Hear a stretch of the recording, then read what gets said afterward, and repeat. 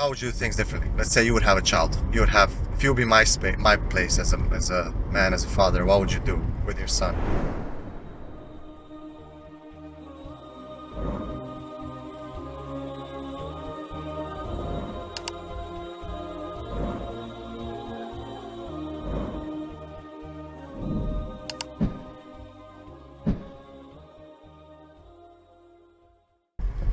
بسم الله الرحمن الرحيم الحمد لله والصلاة والسلام على رسول الله صلى الله عليه وسلم. This is episode 2, father-son conversation, driving again to the train. We're gonna go sparring again, and again I have Gabriel Al Romaani. Assalamu alaikum. What's up, bro? Nothing much. Huh? Nothing much. Alhamdulillah. Alright, so people asked to have you on again, mashallah. So, alhamdulillah, today we're going to talk about Ramadan. So first of all, how was your Ramadan so far? So, it's good. So far, so good. What was the most challenging thing about it? And you know, in my conversation I want to be as honest as possible. So I want you to give me what you feel exactly. 14-year-old man, what did you feel? Like, what was your, like, let's say your biggest challenge? Waking up for suhoor. Waking up for suhoor, why? I don't know, because I feel like if someone doesn't wake me up, I'm not gonna wake up out. Okay. So, like, kind of like doing things yourself, self-accountability. Who do you usually rely upon to wake you up? So my mom. Okay. Oh, mashallah, alright. And what's stopping you from, like, waking up yourself? Like, what do you think is the main problem?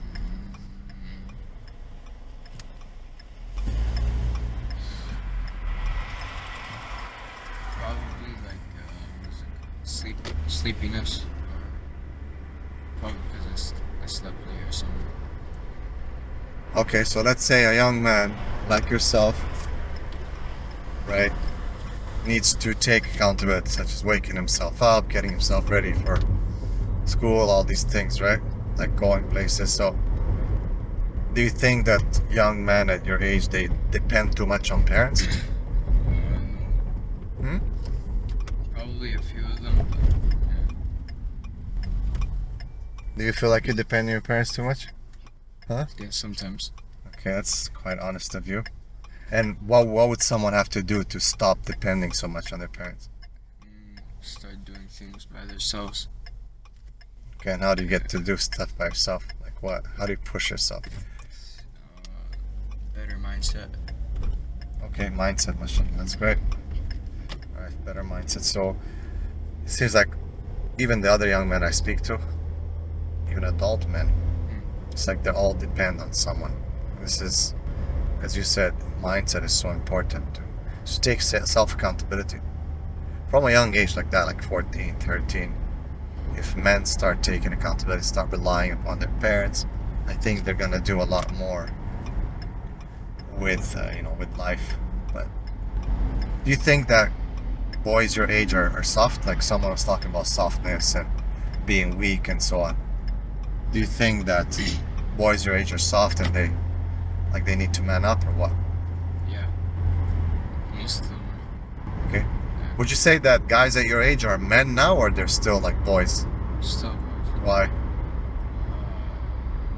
The thing is, they act like men, but they're not really men. They act like men, Yeah, they act tough. but But they're like weak. okay, they're weak. SubhanAllah. All right. What would you recommend to people to? I mean, obviously you're not there yourself. You're working. You're pushing. Do I push you? Huh? Do you like it? Be honest. To be honest, no. You don't like it, right? Okay. Would you rather I don't push you? Yeah, but things are gonna become worse if you don't, I guess. Okay, so can we say that maybe your nafs is telling you, okay, I don't like to be pushed, but your mind is telling, if I don't get pushed, then things are gonna get worse. Yeah. Is that right? Yeah. Do you think the same problem with a lot of like youth? They don't like to be pushed. It's kind of like, let me be, don't tell me what to do. Yeah. But then you said that, okay, you need to get pushed because if not, things are going to get worse, right? Yeah. Okay. And let's say I wouldn't push. What would you be doing? Do you think you would figure things out or what? So do you think parents need to push their kids? At some point, yeah. What's the limit? Like what don't you like about pushing? Like how would you have certain things to be done differently? By the way, we didn't plan this out. He's talking from his heart. Yeah, tell me. I just woke up too. And yeah, I just it's tough. Yeah, it's last day nights and all done. Everyone's busy, tired, but alhamdulillah. Type, what would you say? Like, how would you do things differently? Let's say you would have a child. You would have, if you would be my place as a man, as a father, what would you do with your son?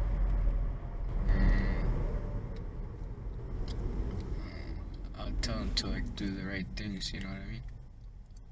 Probably push him a bit too. Okay. Yeah. Would you say I push you too much? Enough? Not enough? A bit too much? Honest? Sometimes a bit too much. Okay. Sometimes a bit too much. Does that have a negative effect on you? Like, do you feel like, man, I don't want to do anything? Or you know that, okay, it's good for you? On my mood, yeah, it has a negative effect, but it's good for me. All right. So, you heard it from him. I mean, I didn't prep him for this. He just woke up, mashallah. I pushed him to actually wake up because he's tired. He has been working hard, alhamdulillah. But I think what parents need to understand that there has to be a balance. You have to push. Sometimes our kids are going to kick and scream and not be happy. It affects their mood, but a lot of parents just stop. They just kind of let their kids be. They're okay, I don't know. They could have just been okay. Just stay home. Don't do it. Right? You're rather I think you wanted to play hockey, right? More than. But I'm like, no, it's the only day in the week where we do sparring. It's the sparring day. And by the way, all the guys there are older than you, right? And much, much older, much better than both of us anyway. But we love to go and practice and train with better guys, right? Because, see, if in the comfort zone, you don't want to do stuff. You just kind of want to be like, okay, this is comfortable. I want to stay there, right? Yeah. But then there's that zone of proximal development where it's like that's going to make it develop, right? Where it's uncomfortable. Yeah. Right? So when I push you, I feel like, I want the best for you. And I know it's hard, but I know that good things come the hard way. And just because I love you, then that's what I want you to do better. And I want you to push yourself, because at one point, I'm not going to be here and you're going to have to push yourself. I don't know, I've had to kind of push myself when I was your age. You know what I mean? My dad was not around. So, alhamdulillah. Okay. What would you say is the biggest benefit they've taken out of Ramadan? Like your greatest victory, the best thing that you've done in Ramadan? Probably training in Ramadan. Training in Ramadan, right? Yeah. You feel like you pushed your limit. Yeah. How about in terms of like ibadah, worship? Probably some of those days you're praying all 20 rakats in the mosque. Okay, praying like Tarawih, yeah? Have you been waking up for like the night prayer, like before iftar, before suhoor? Yeah. Alhamdulillah. How do you feel with the night prayer? Do you like it? Yeah, I do, but it's tiring at the same time. Yeah, it's tough, right? Yeah. Alhamdulillah. Okay, and what's one advice they would give people for like the last 10 nights of Ramadan? Like what to do in the last 10 nights? Probably make as much dua as you can. Okay, make as much dua as you can. Allahumma innaka tuhibbul afwa fa'fu anni. Nice. Alright, so a lot of dua, guys. Alright, I think in summary, what we take from this conversation is, sometimes these youngsters, they don't like to be pushed, but as Isa said, he knows that it's good for him and he needs to. Like, there's a difference between liking something and needing something. Alright, Jazakallah khair, and we are approaching. Let's go and fight. Assalamu alaikum wa rahmatullahi wa barakatuh.